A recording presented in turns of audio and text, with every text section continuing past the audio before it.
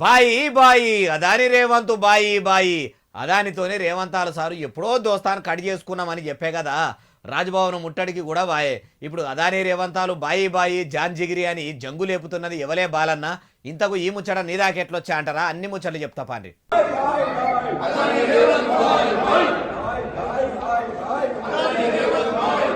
అగో చూసినరా, car party లీడర్లు అందరూ ఇట్లా ఫోటో పట్టుకొని అదాని రేవంత్ బాయి బాయి అనుకుంటా అసెంబ్లీలో ఉన్న మీడియా పాయింట్ కాడ నిరసన చేసిర్రు. మొన్ననే కేటీఆర్ సార్ ఏమనే అదాని సార్తోనే రేవంతాల సార్కు సాటుగా సోపది ఉన్నది. సాటుగా పొంగులేటి సారు కలిసిండని అంటేనే కదా సీఎం సారు సీరియస్ అయ్యి అదాని సార్ ఇస్తామన్న 100 కోట్లను వెనుకకు పంపుతున్నామని చెప్పిండు.